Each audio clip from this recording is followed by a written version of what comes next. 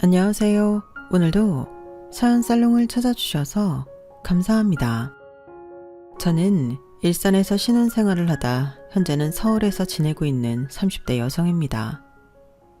저는 결혼생활 2년 만에 극적으로 남편과 설득 끝에 합의 이혼하고 자유의 몸이 되었어요. 그리고 제가 이혼하게 된 이유에는 당연히 남편 때문이긴 하지만 원인을 따져본다면 시어머니 탓이 큰데요. 저희 시어머니는 아들 사랑이 참 유별나신 분이셨어요. 세상의 부모들이라면 당연히 자기 자식이 제일 귀하실 텐데 내 자식이 귀하다고 남의 자식은 안 귀한 게 아니잖아요. 그런데 시어머니는 꼭 그런 사고를 갖고 계신 사람처럼 저에게만 유독 까칠하신 분이셨는데 아무리 좋게 생각하려고 해도 도저히 참을 수 없어 이혼까지 하게 되었어요. 당연한 소리겠지만 남편이라도 정신 똑바로 차리고 중간 역할을 잘했으면 이혼까지는 하지 않았을 수도 있는데 애석하게도 그건 제 바람일 뿐이었죠. 모전자전이라고 결혼 전에는 몰랐는데 결혼하고 한 입을 덮고 살아보니 둘이 똑같은 사람이었어요. 그리고 제 입장에서 가장 짜증나는 게 있었는데 둘 다 나는 하기 싫고 제 손을 빌어 혹은 제 돈을 이용해서 자기들한테 좋은 일을 하고 싶어 했죠.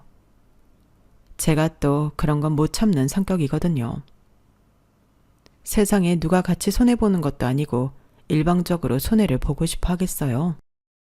그런데 남편과 시어머니는 그걸 며느리 도리 혹은 효도라고 말하며 거의 일방적으로 부인 덕, 며느리 덕을 보려고 했던 사람들이었는데요. 그건 저라는 사람을 너무 만만하게 본 거죠. 아니면 저를 감사하게도 착하게 봤던 것 같은데 유감스럽게도 저는 그런 사람이 아니거든요.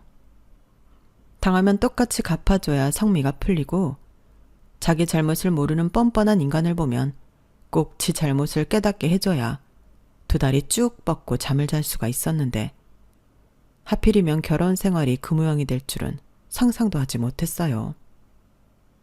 그리고 시어머니야 잘못된 모정에 삐뚤어졌다고 쳐도 남편까지 그런 말도 안 되는 억지를 부릴 줄은 꿈에도 몰랐는데 어쩌겠어요?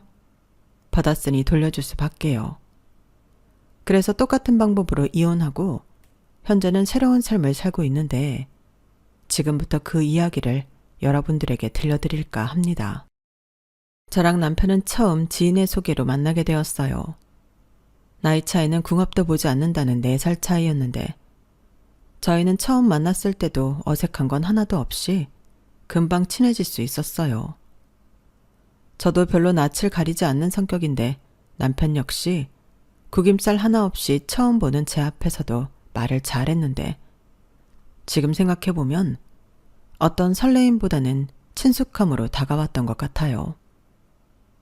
그리고 전화통화를 하게 되면 1시간은 기본이었는데 둘 다 30대의 나이였던 터라 곧바로 좋은 마음으로 만남을 시작하게 되었어요. 연인 사이가 된 이후에도 저희는 마치 한 5, 6년 연애를 한 사람들처럼 자연스러웠는데 그래서 잘 모르는 사람들은 저희가 만난 지 오래되었다고 생각하더라고요. 그만큼 서로 죽이 참 잘 맞아 데이트는 늘 즐거웠고 그렇게 2년 3개월 조금 넘긴 뒤에 누가 먼저랄 것도 없이 결혼 생각을 하게 되었어요. 왜 그 즈음에 나이가 되면 친구들도 동료들도 하나둘 시집장가를 가잖아요. 그러니 우리도 거기에 휩쓸리지 않을 수가 없었죠. 무엇보다 그때는 저나 그 남자도 결혼하면 그 누구보다 우리가 제일 잘 살 것만 같았는데 자만심이라고 해도 어쩔 수 없지만 자신이 있었어요. 그래서 낯간지러운 프로포즈 이벤트는 없었지만 우리는 결혼을 약속하게 되었는데요. 둘 다 모은 돈을 오픈하니 고마운고만 한 것 같아 대세에 맞춰 반반 결혼을 하기로 했어요. 그리고 양가에 인사를 가게 되었고 그때 처음 시어머니를 뵙게 되었는데요. 시어머니의 첫인상은 그냥 전형적인 어머니상이었죠. 전업주부라고 하셨는데 그저 한평생 살림만 하셨다고 하더라고요. 그리고 겉모습에도 그게 느껴졌는데 지금까지도 일을 하고 계신 저희 엄마와는 뭔가 느낌부터가 확연하게 다르긴 했었죠. 그리고 남편이 둘째이자 막내였는데 남편 위로는 5살 많은 누나가 있었고 누나는 시집을 가서 캐나다에 살고 있다고 들었어요. 원래 외국에 나가 사는 게 꿈이었다나요? 그래서 시어머니에게 품 안의 자식은 남편밖에 없었고 딱 봐도 아들 사랑이 남다르신 것 같더라고요. 하지만 그때는 그걸 대수롭지 않게 생각했어요. 저희 부모님도 저를 사랑하는 마음이 있으시니 자연스러운 일이라고 생각했거든요. 굳이 따지자면 표현의 정도가 다르다고 생각했는데 그게 아니었죠. 게다가 시어머니가 홀어머니도 아니고 당신 남편이 있었기 때문에 그냥 원래 그런 스타일이라고 여기며 크게 생각하지 않았는데 결혼 준비를 하는 과정에서도 조금씩 그 아들을 향한 사랑은 나타났던 것 같아요. 다만 제가 정신이 없고 바빠서 그걸 인지하지 못했을 뿐이었는데 저도 그렇고 남편도 직장이 서울이라 처음에는 전세를 가더라도 서울에 신혼집을 구하려고 했거든요. 하물며 둘 다 서울에 살았기 때문에 서울을 떠나 산다는 건 상상도 하지 못했던 일이었는데 서울의 집값은 더 상상도 하지 못한 일이었어요. 전세도 많이 있지도 않았지만 전세 보증금 자체도 매매하는 돈과 크게 다르지 않았거든요. 그러니 돈에 맞추다 보니 어쩔 수 없이 서울이 아닌 서울 외곽 경기도 쪽에 밀려가게 되었는데 시어머니가 무슨 일이 있어도 서울에 살아야 한다고 더 알아보라고 하셨어요. 당신 말에 의하면 빚을 내더라도 서울의 집은 절대 그 값이 떨어지지 않으니 무조건 서울에 있는 아파트를 사라고 하셨는데 물론 맞벌이였기 때문에 영끌을 하면 불가능한 건 아니었지만 삶의 질이라는 건 보장할 수 없었어요. 벌어서 집 대출 갚는데 거진 다 쓰고 공과금 내고 생활비 쓰면 여유 자금은 꿈도 꾸지 못할 것 같았거든요. 하지만 시어머니는 젊어서 고생은 사서도 하는데 그딴 게 뭐가 중요하냐고 영끌을 부추기셨고 당신께서 직접 알아보셨다며 매매 물건도 몇 개 소개해 주셨어요. 그리고 남편도 가급적이면 서울이 좋지 않겠냐며 집을 살 거면 영끌을 하더라도 서울집을 사자고 했는데 돈 자체도 차이가 많이 나고 무엇보다 서울집보다 훨씬 싼 가격의 아파트인데 평수도 집 컨디션도 너무 차이가 나서 일산의 30평대 아파트를 대출을 조금 끼고 구입하게 되었어요. 솔직히 일산집도 아주 싸다고는 할 수 없었는데 제 딴에는 동네의 인프라와 환경 같은 걸 따져서 고른 집이었어요. 근처에 버스 정류장은 물론이고 바로 앞에 지하철역이 있었는데 그러니 저희 두 사람의 출퇴근도 용이했죠. 물론 시간 자체는 30분 정도 늘어났지만 저희는 충분히 그 정도는 감수할 수 있었거든요. 게다가 저희 두 사람의 회사가 있는 지하철역까지 환승할 필요도 없었는데 이만하면 어지간한 서울의 아파트 못지않게 장점이라고 생각했어요.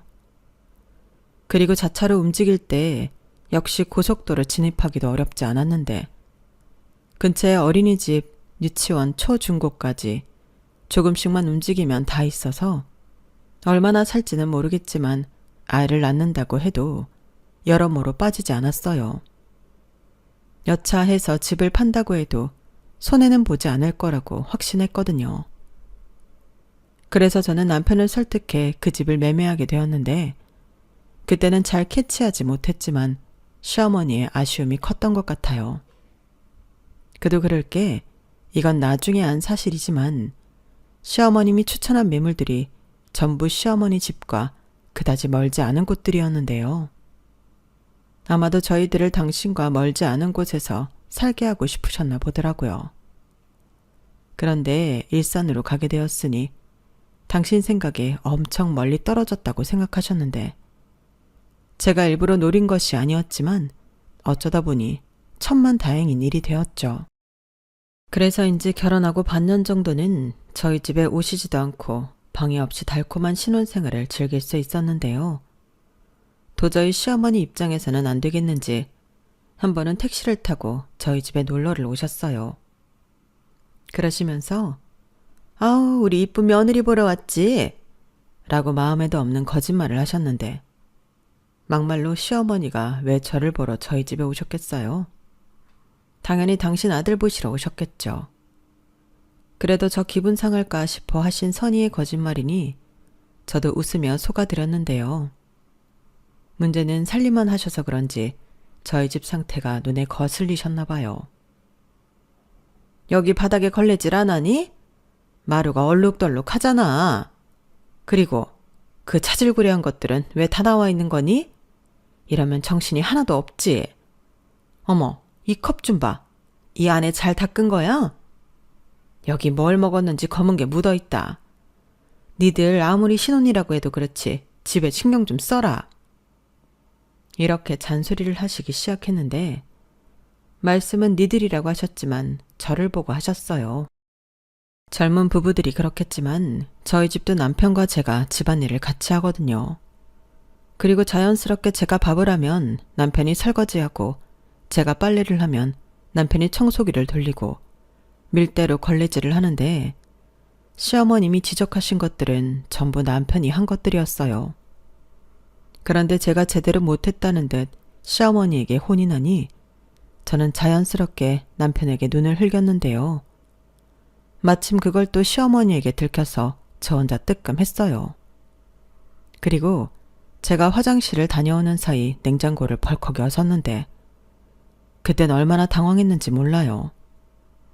어머 이게 뭐야? 뭐 전부 인스턴트야? 그리고 반찬 가게에서 반찬 사 먹니? 그러면 여기에 예쁘게 덜어서 먹어야지. 이렇게 플라스틱 용기에 그대로 두면 어떡해? 너 시집 왔으면 살림해야 하는 건데 이렇게 몸에 안 좋은 것들만 내 아들 먹이고 있었니? 시어머니는 그때부턴 아예 대놓고 저에게 화를 내시는 듯 무서운 눈으로 저를 쳐다보셨어요. 그러니까 이쁜 며느리를 보시러 온 게 아니라 며느리를 잡으러 오신 거죠. 엄마 그만해. 무슨 사감 선생님도 아니고 우리도 바빠서 그러지. 그리고 냉장고는 우리 둘 다 집에서 거의 밥을 안 먹어서 그래. 왜 집에서 밥을 안 먹어? 그럼 니들은 계속 밖에서 사 먹었다는 거야? 회사가 바쁘면 저녁도 먹고 야근도 하지.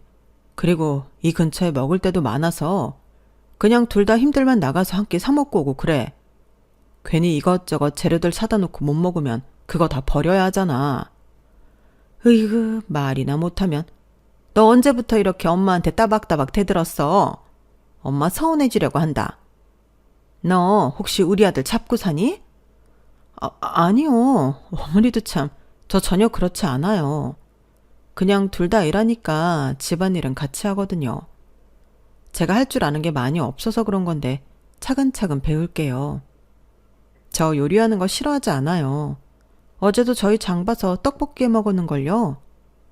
뭐? 떡볶이? 너는 떡볶이가 밥이니?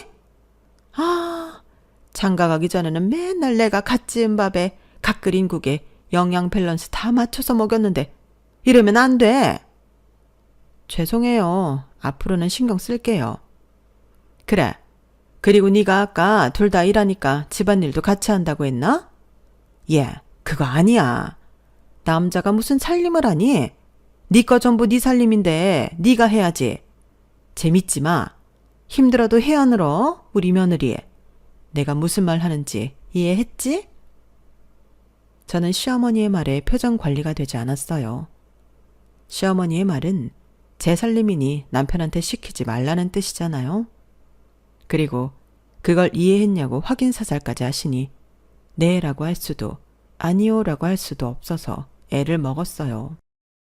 그러자 그때는 남편이 나서서 이제 그만하고 나가서 맛있는 거나 먹자고 화제를 돌렸는데 시어머니는 아들이 하는 말이라 그런지 금방 얼굴 색을 바꾸고 당신 아들 팔짱 낀 채 저희 아파트 단지를 나서셨어요. 그러자 남편이 근처 구경도 시켜드리고 뭐 드시고 싶냐고 물으며 시어머니를 챙겼는데 그 두 사람을 따라가는 저는 무슨 무술이도 아니고 기분이 묘하더군요. 그럴 거면 둘이 나가서 먹고 저는 집에서 라면이나 끓여 먹으면 딱 좋겠다 싶었어요. 하지만 시어머니가 모처럼 일산까지 오셨는데 그럴 수는 없었고 맨날 먹는 한식은 싫다고 하셔서 샤브샤브 집으로 가게 되었어요. 그런데 샤브샤브 집이 뷔페식이었거든요. 자기가 원하는 재료를 가져다 자유롭게 만들어 먹는 그런 시스템이요. 그런데 그렇게 살림을 잘하신다는 시어머니는 손 하나 까딱하지 않으셨고 저만 자리에 엉덩이도 못 붙이게 이거 가져와라 저거 가져와라 하시며 입으로 모든 걸 해결하셨어요. 한 번에 시켜도 되는 건데 일부러 나눠서 시키시는 것 같더라고요. 그리고 자기들은 연신 먹기 바빴는데 내가 왜 밖에 나와서 밥을 먹으면서 이렇게 바빠야 하나 짜증이 났어요. 그래서 어느 순간부터는 자기야 나도 좀 먹자. 이제부터는 자기가 좀 움직여. 하고 저도 먹기 시작했는데요. 그때 시어머니가 저를 찌릿하고 노려보셨어요. 하지만 사람 많은 곳에서 차마 싫은 소리는 못 하시겠는지 하시며 헛기침을 하셨는데 제가 눈치가 없는 게 아니라서 알았지만 모른 척 시치미를 뗐어요. 그러지 않고서는 기껏 나와서 외식했는데 저는 이따 정말로 라면을 끓여 먹어야 했거든요. 그러니 차마 그런 열받는 일은 만들고 싶지 않아 시어머니를 시킬 수 없어 남편을 시킨 건데 아마도 시어머니는 그런 제가 못마땅하셨겠죠. 그래도 그땐 어쩔 수 없다고 생각했어요. 첫 단추를 잘 끼워야 나중이 편하다는 조언을 자주 들었거든요. 괜히 착한 며느리 되려다 호구 잡힌다고 끝까지 그럴 수 없으면 차라리 있는 모습을 그냥 다 보여주라고 했는데 저도 그 말이 맞다고 생각했어요. 그래서 처음 몇 번은 뜨아 해도 전부 과정이라고 여기며 넘겼는데 시어머니는 그렇지 않으셨나 봅니다. 어떡하든 저를 꺾어 자기 구미에 맞게 만들고 싶으셨나 본데 그러니 그때부터는 시어머니와 제 사이에 기싸움이 시작되었죠. 그중 가장 첫 번째는 멀다고 저희 집에 못 오시겠다고 하시더니 그때부턴 일주일에 많게는 2번씩이나 저희 집에 오셨는데요. 전에는 택시비가 너무 많이 나온다고 하시더니 그냥 계속 택시를 당신 정용차처럼 타고 오셨어요. 그리고는 저 들으라고 당신 아들한테 이렇게 말씀하셨죠. 아들 이러면 안 돼. 이러면 너만 손해야. 사람들이 애처가 어쩌고 하는 거 사실 다 뒤로 놀리는 거다. 남자가 남자다워야지. 좀스럽게 와이프 챙기고 그러는 거 아니야. 엄마도 참 요즘 그런 소리 하면 큰일 나. 부부가 공평하게 살아야지.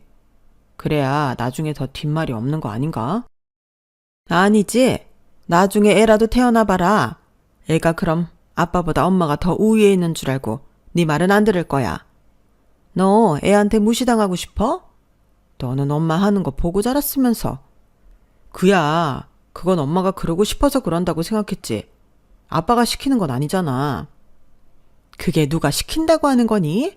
그냥 하는 거고 원래 하는 거야. 에휴, 아무래도 우리 사부인이 밖에서 일하신다고 따님 교육을 잘 못하셨나 보다.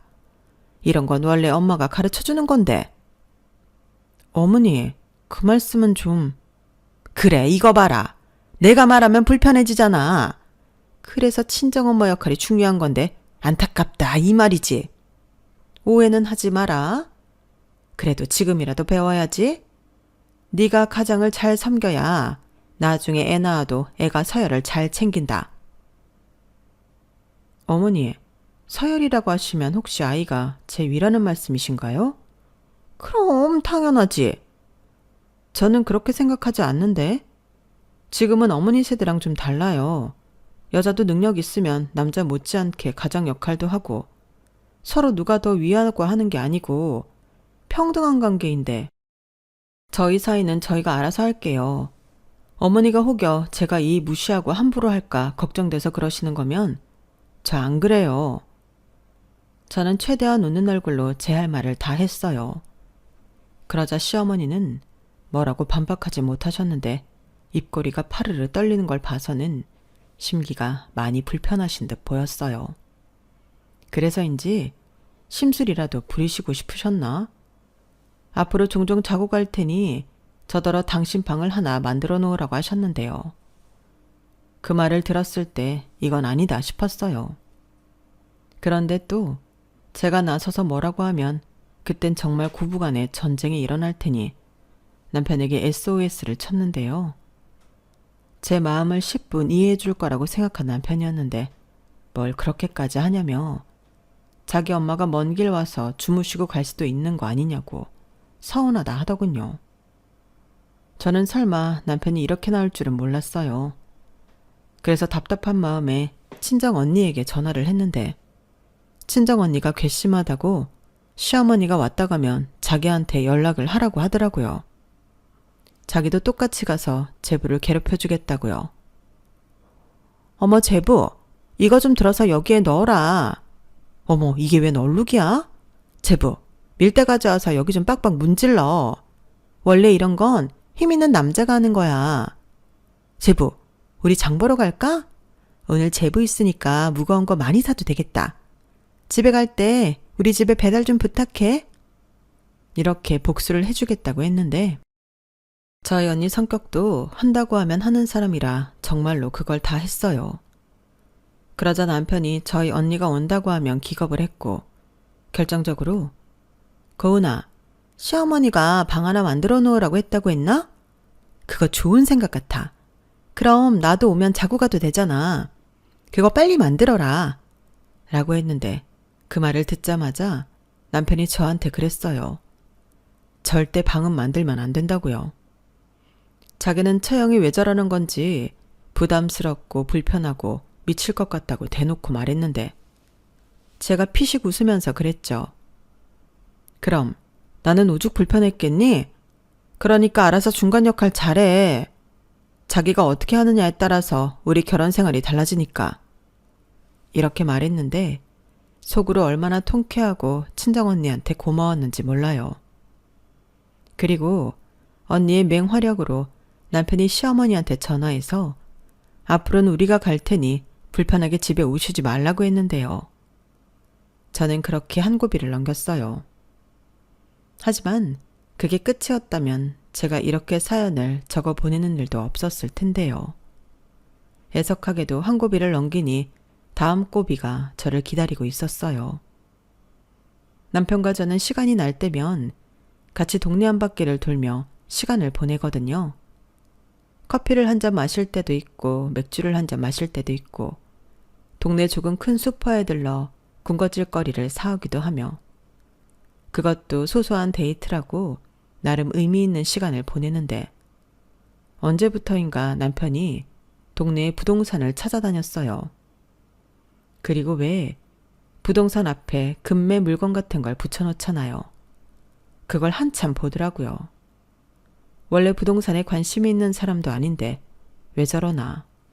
저는 그 이유가 궁금했고 남편은 그냥 봤다고 했어요. 요즘 우리 동네 집 시세가 어떤지 궁금했다나요?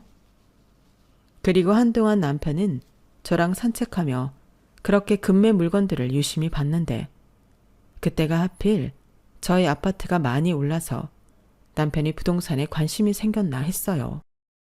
그리고 참고로 서울의 시어머니가 콕 집어 사라고 했던 집들은 많게는 몇 억씩 값이 떨어졌는데 남편은 나중에 집에서도 핸드폰으로 저희 동네 집들을 검색하며 부동산에 관심을 보이더군요.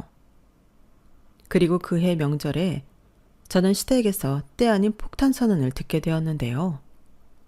시어머님이 글쎄 당신이 살던 집을 세를 주고 저희 동네로 이사를 오신다고 하는 겁니다. 아니 그 동네가 몇 번 다녀보니까 공기도 좋고 덜 복잡하고 물가도 싼 것 같아서 좋더라고. 게다가 니들도 근처에 있으니 내가 오며 가며 들여다보기도 좋잖아. 내가 반찬 같은 거 하면 나눠줄 수도 있고. 어때? 니들도 좋지? 저는 시어머니의 말에 깜짝 놀랐어요. 그래서 그럴 생각이신 거냐, 아니면 이미 다 정해진 거냐 재차 물어봤는데 남편이 벌써 저희 집 근처에 마땅한 금매 물건을 봐놨다고 하는 거예요. 그러니까 남편이 한참 동안 저희 동네 부동산 물건을 유심히 봤던 게 자기 부모님 집을 구해드리려 했던 거였고, 제가 싫어할까봐 별일 아니라는 듯 저에겐 비밀로 했던 거죠. 그러면서 남편도 근처에 사시는 게 나쁘지 않을 것 같아서 그랬다고 했는데요. 정말 기가 막혔죠. 그러면서 혹시나 제가 또 지난번처럼 저희 친정 언니에게 일러 바치고 똑같이 할까 이런 말까지 했는데요. 내가 생각을 좀 해봤는데 누나도 멀리 있고 나까지 엄마 아빠랑 떨어져 사니까 아무래도 엄마 아빠가 근처에 있는 게 안심이 될 것 같더라고. 그리고 챙겨드리는 것도 편할 것 같았는데 우리 서울집 갈 때마다 멀어서 고생하잖아. 이래저래 좋은 게 많다니까. 그러니까 자기야, 우리 좋게 생각하자. 그냥 근처에만 사는 것 뿐이야. 설마 처형한테 똑같이 이사 오라고 할 건 아니지? 이사 오는 게 쉬운 일도 아니고 처형은 애도 있는데. 그래서 일부러 나 몰래 이런 말도 안 되는 계획을 세운 거야? 솔직히 말해. 자기 생각이야, 어머니 생각이야? 왜 여기서 우리 엄마 얘기가 나와? 그야 당연히 내 생각이지. 자기 지금 무슨 생각해? 아이, 우리 며느리가 왜 이럴까? 너는 그렇게 우리가 근처로 이사 가는 게 싫으니? 서운하네. 그게요, 저도 이러고 싶지 않은데 어머님이 제가 하는 살림을 마음에 들어하지 않으시잖아요. 무조건 남편만 섬기라고 하시고. 그야, 그게 맞으니까 그런 거지. 아휴, 너 진짜 안 되겠다. 내가 옆에서 하나하나 가르쳐야지. 그거 봐. 며느리가 싫어할 거라고 내가 말했지? 지금이라도 취소할 수 있으면. 무슨 소리야. 이미 여기 집이며 그 집이며 다 계약이 끝났어. 우리는 가야 해. 그리고 그게 돈도 벌고 우리가 아들도 옆에서 보고 좋다니까. 아가, 너 애 안 낳을 거니? 그럼 애 봐줄 사람도 필요하잖아. 하물며 남보다는 할미가 낫지 않겠어? 그리고 너는 지금 명절에 그렇게 얼굴을 구길 일이니? 저는 시어머니의 말에 어이가 없었어요. 자기들이 명절에 뻥 하고 폭탄을 던져놓고 저더러 왜 얼굴을 구기냐고 하니 때려놓고 왜 아파하냐고 하는 것과 같았는데, 그때 다른 친척들도 계셔서 차마 제가 어쩌지 못할 거라고 일부러 그때를 노린 것 같았어요. 그런데 제가 그때도 할 말을 다 하자 시어머니가 더 노여워하신 것 같았는데 어쩔 수가 없죠. 그게 제 진심인걸요. 그리고 그런 일은 당연히 저랑 상의하는 게 맞는 건데 어떻게 저만 쏙 빼고 자기들끼리 이럴 수가 있는 건지. 그때는 남편이 제일 미웠는데 그래서 남편이랑 한마디도 하지 않았어요. 한 침대 쓰는 것도 싫어서 방도 달리 썼죠. 그러자 남편이 이게 이렇게까지 할 일이냐며 자기도 기분 나쁘다고 성질을 부렸는데 그러라고 했네요. 지가 기분이 나빠봤자 저만 하겠어요. 그리고 그때도 너무 성질이 나서 친정언니한테 하소연을 했는데 언니가 저보다 더 분개하며 야밤에 저희 집까지 쳐들어왔어요.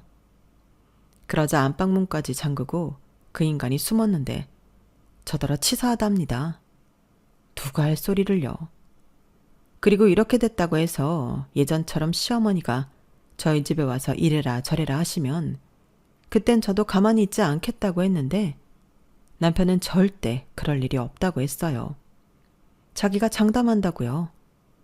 그러면서 그게 아니면 저에게 자기 전 재산을 주겠다고 했는데 저는 또 확실한 게 좋아서 각서로 쓰라고 했어요.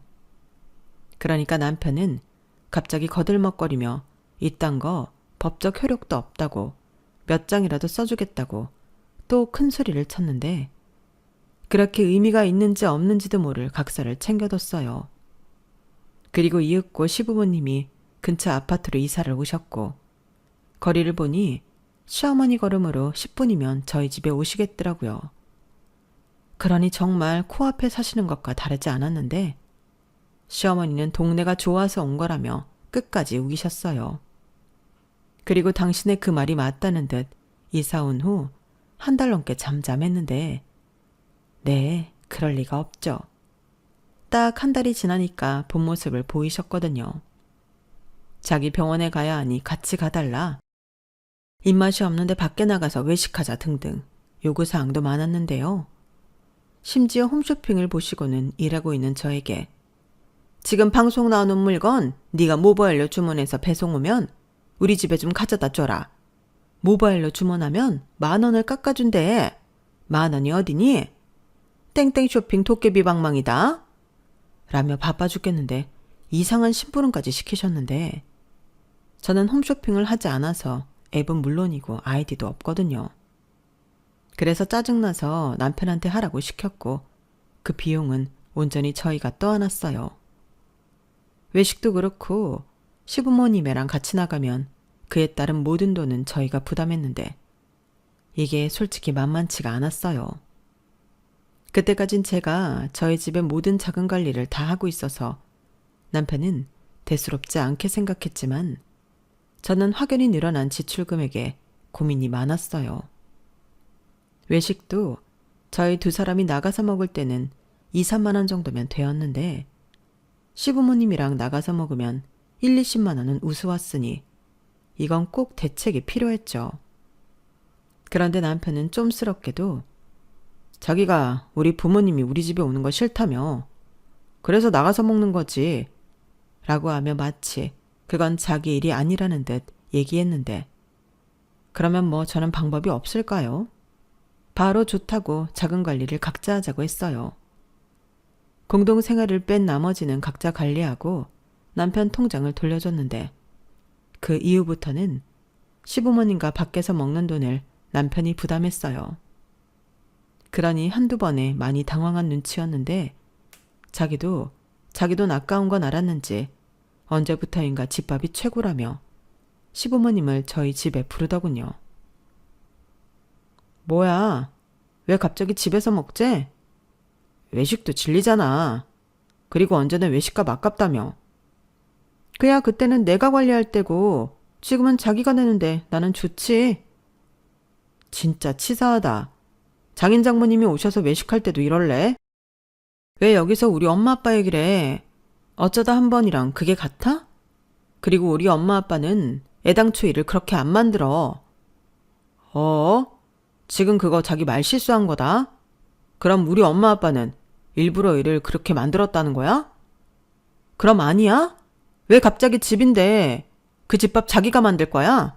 아니면 어머님이 만들어주신대? 야, 자기 진짜 이기적이구나. 며느리잖아. 며느리면 시부모님한테 대접을 해야지. 뭐? 그새 물들은 거야? 왜? 남편은 하늘이니까 자기도 모시라고 하지? 진짜 이러지 말자. 이게 이럴 일이냐? 니들 뭐해? 왜 거기서 투닥거려? 아가, 우리가 집으로 와서 기분 나쁘니? 네가 외식값 때문에 우리 아들한테 뭐라고 했다고 하길래 내가 집으로 가자고 했다. 나도 사실 그 돈 아까웠거든. 앞으로는 우리 며느리 음식 솜씨도 늘 겸 일주일에 3번씩은 여기서 저녁 먹는 걸로 하자. 괜찮지? 설마 싫다고 지 남편 바가지 긁진 않겠지? 저는 자기들 마음대로 일을 만들어 놓고 저더러 못됐다는 듯 그렇게 말하는 남편과 시어머니 행태에 너무 짜증났어요. 그래서 그렇게 먹고 싶다는 집밥을 대충 만들었는데요. 계란 후라이, 소세지 볶음, 구운 김 그렇게 상을 차렸어요. 그러자 시아버님이 많이 당황하신 듯 식사를 거의 하지 못하셨는데 시어머니 얼굴이 울그락불그락해지더라고요. 그런데 제가 할 줄 아는 게 정말 없었기 때문에 그것도 나름 신경 쓴 상차림이었는데 남편은 제가 일부러 그랬다며 예의가 없다고 저를 비난했어요. 그리고는 밀키트라도 사다 놓고 하는 척이라도 하라며 전에 없던 잔소리를 하기 시작했는데 그렇게 저희 집에 발을 들이게 된 시어머니는 화장실에 다녀오면 화장실 바닥과 세면대가 더럽다며 또 난리를 치셨어요.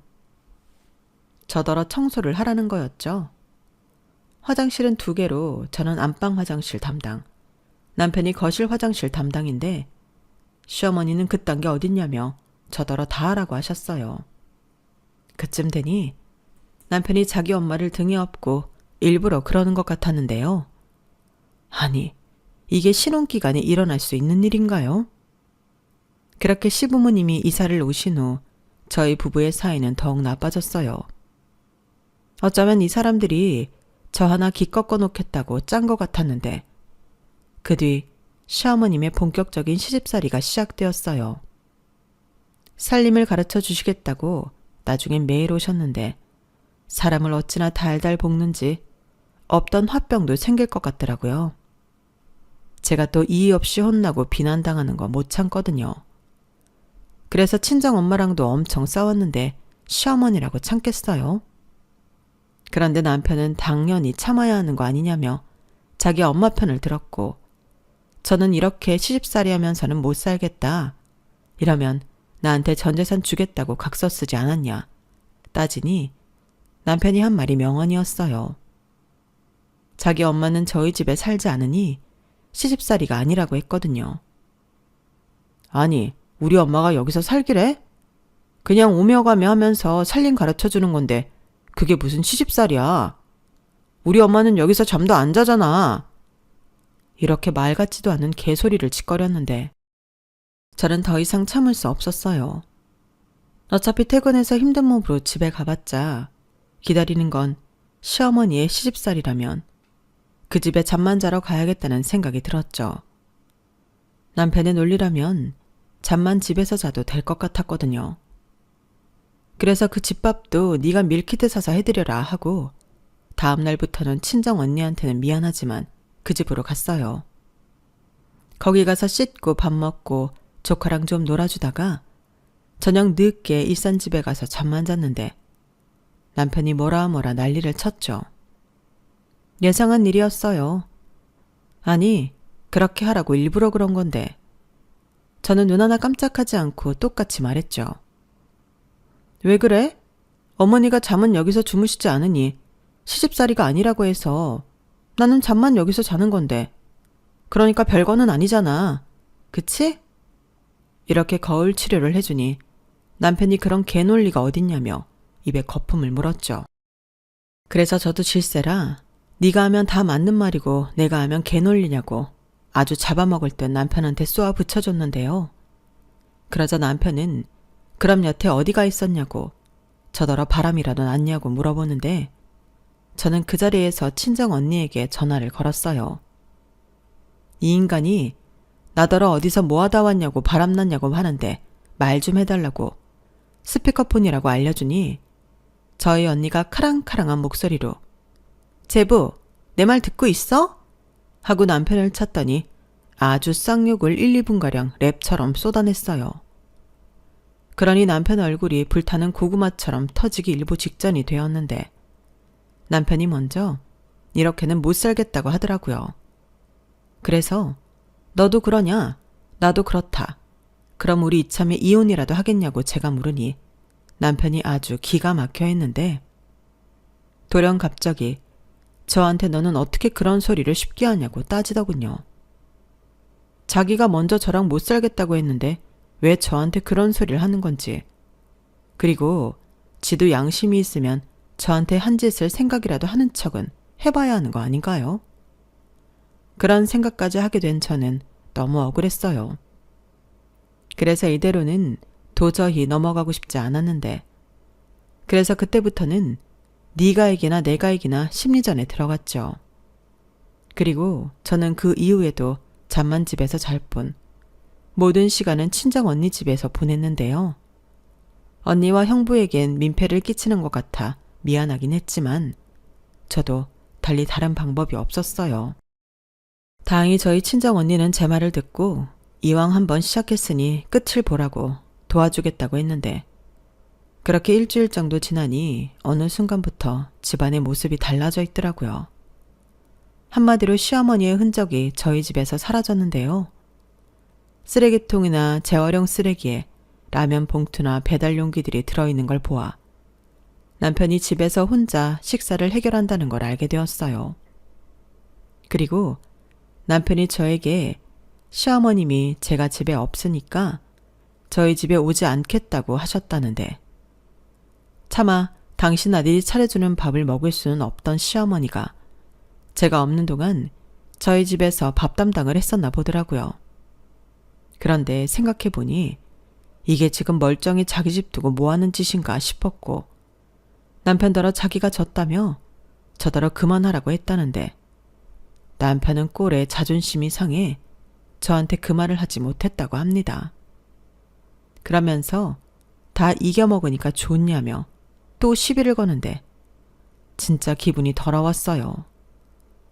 자기들이 먼저 시작한 일이었는데 왜 저한테 좋냐 마냐며 시비를 거는 건지 내가 그렇게 만만해 보였나? 이 일이 지나가면 다음에 또 어떤 걸로 제 속을 뒤집어 놓을까 별의별 생각이 다 들었는데, 그러면서 제 안에는 한 가지 답만 정해져 있었어요. 2년을 사나 20년을 사나 이렇게 계속 저 하나를 찾겠다고 저 못난 모자지간이 덤비면 답은 이혼밖에 없다는 거였어요. 그럼 한 살이라도 젊을 때 하는 게 맞다는 생각에 이르렀고, 저는 남편에게 진지하게 갈라서자는 말을 건넸어요. 그러자 남편은 이혼이 그렇게 쉬운 거냐며 노발대발하기 시작했고, 그러게 왜 가만히 있는 사람을 계속 건드리면서 너랑 너희 가족 발밑에 두려고 했냐 따지니 남편은 어이가 없다며 원래 그게 맞는 거라는 헛소리를 했어요. 아무리 잘난 여자도 시집을 갔으면 그렇게 사는 게 맞다고 하더라고요. 정말 그 말까지 듣는데 하루라도 빨리 이혼해야겠다는 생각밖에는 들지 않았는데, 그럼 그런 여자 만나서 재혼하라고 해줬네요. 그러자 자기는 얼마든지 새장가 갈 수 있다며 이혼녀 된 이후 생각은 안 하냐며 저를 뭘 모르는 여자 취급을 했는데, 그건 제가 알아서 하겠다고 했어요. 솔직히 요즘 세상에 저런 생각을 갖고 있다는 것도 특이하지만 이혼했다고 여자가 손해보는 세상도 아니잖아요. 그런데 남편은 마치 이혼하면 여자가 훨씬 불이익을 받는다는 듯이 말을 했는데, 저는 더 보란 듯이 이혼해서 잘 살고 싶었어요. 그리고 자기는 얼마든지 새장가 갈 수 있다고 큰 소리 쳤지만 요즘 여자들이 그렇게 바보들은 아니잖아요. 그런 생각을 가진 남편이나 아들 장가 보내놓고 품에서 놓지 못해 아들 사는 동네로 이사 오는 시어머니나 좋다 할 여자가 어디 있을까?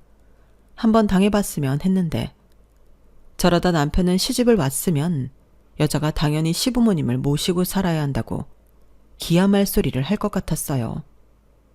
그러니 그 여자가 저는 되고 싶지 않았는데, 제가 이혼하겠다는 뜻을 굽히지 않자 남편이 살짝 주춤하더군요.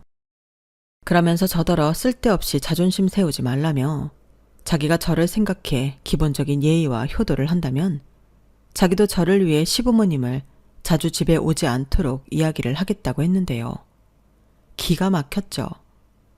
그래서 예의와 효도는 뭐냐고 물으니 저희 생활비로 외식도 가끔 하고 제가 퇴근 후 정성스럽게 시부모님을 위해 밥을 하는 거랍니다.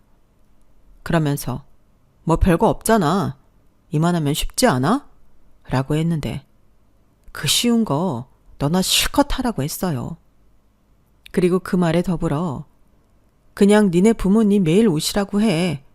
그리고 외식을 하든 네가 밥을 하든 정성스럽게 모셔라.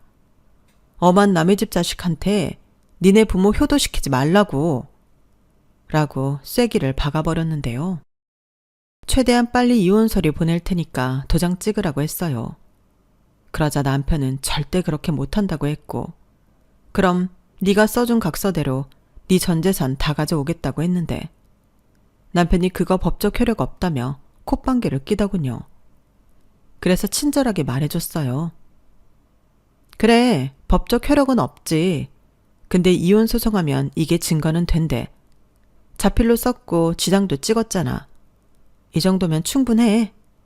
내가 설마 안 알아봤겠어? 이렇게 말하니 남편 얼굴이 사색이 되었는데요. 그때부터는 모냥 빠지게 빌고 매달리고 가관도 아니었어요. 그 꼬라지를 보니 더 정이 떨어졌는데 한시라도 빨리 저 인간이랑 법적으로 남남이 되고 싶더라고요.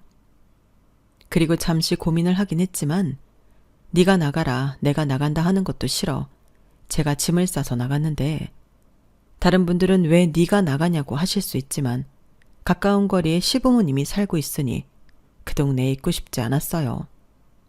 막말로 남편을 쫓아낸다고 하면 남편은 자기 부모님 집으로 갈 거잖아요. 그러면 계속 한 동네에 있어야 하는 거고 그럴 바에는 호텔에 가 있겠다는 생각이 들었는데 친정언니가 무슨 호텔이냐며 돈이 썩어나냐고 자기 집에 오라고 하더군요. 저는 그렇게 잠깐이었지만 친정언니 집에 얹혀 살았어요. 그리고 정말로 전 재산을 뺏길 수도 있다는 생각에 겁이 났는지 남편이 합의 이혼 서류에 신속하게 도장을 찍었는데 그때 시어머니가 저에게 연락을 하셨어요. 자기 죽으면 자기 서울 집이며 재산들 전부 줄 테니 저더러 이혼하지 말고 자기 아들이랑 살라고 하시더라고요. 요즘처럼 유병장수 시대에 그런 말은 믿을 수 없다고 말씀드렸어요. 애당초 그 재산에 욕심 같은 건 없었기에 더 자신 있게 그런 말을 할 수 있었는데 막말로 시어머니가 언제 돌아가실 줄 알고 그런 약속을 하겠어요. 그럼 제가 남편이랑 살면서 시부모님 언제 돌아가시나 그 궁리만 하고 살라고요? 저는 그러고 싶진 않았어요. 무엇보다 시어머니 같은 시어머니와 남편 같은 남자랑은 더는 살기 싫었으니 저에게 억만금을 준다고 한들 소용이 없었죠. 그리고 저희는 아이도 없고 혼인 기간도 비교적 짧아 허무하리만큼 간단히 이혼이 결정되었는데요. 희비가 엇갈린 얼굴로 저랑 남편은 법원을 나섰어요. 그리고 일산집을 팔아 정확히 반반 분배해 저는 서울에 작은 오피스텔을 얻어 이사를 했는데 다행히 그 해에도 집값이 제법 올라 덕을 보긴 했어요. 그게 벌써 2년 전 일인데요. 지금은 새로운 연애도 다시 시작했고 승진도 해서 전과는 비교도 할 수 없을 만큼 행복한 시간을 보내고 있답니다.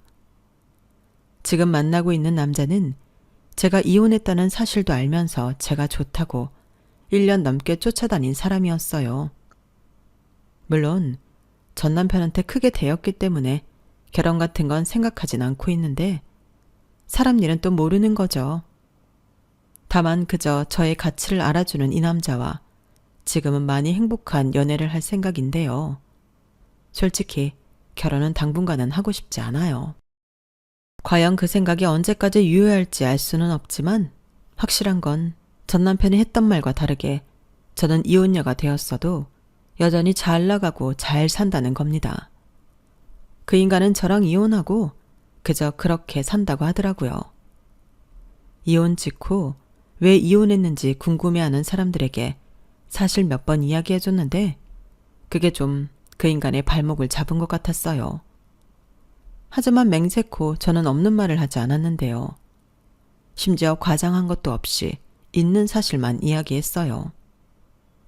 그리고 남편의 지인들 중 여자들은 남편에게 손절하며 여자 구경도 못하는 시세가 된 것 같았는데 새장가 갈 수 있다고 그렇게 큰 소리 뻥뻥 치더니 아주 꼴 좋게 되어 제가 요즘 더 기분이 날아갈 것 같습니다. 그러게 자기 발로 저 같은 여자를 왜 찾냐고요. 저는 앞으로도 그 인간 더 배 아프라고 제 주관 지키면서 즐겁게 살아갈 생각입니다. 다른 분들도 마찬가지겠지만 저는 살면서 제가 이런 일로 이혼하게 될 줄은 몰랐어요. 어쩌면 이혼은 남의 일이라고 생각했을지도 모르는데 이왕 이렇게 된 거 더 열심히 제 행복을 위해 살아가도록 하겠습니다. 이상 제 사연은 여기까지예요. 제 이야기 어떻게 들으셨나요? 혹시 저랑 비슷한 케이스의 이야기를 들어보신 분들도 계시겠죠? 그만큼 세상이 변했다고 해도 아직도 구시대적인 사고를 가진 기성세대와 남자들이 많은데 하루빨리 그런 사람들에게도 현실을 직시하는 마법이 이루어지길 바라며 저는 이만 물러가겠습니다. 지금까지 제 사연 들어주셔서 감사해요.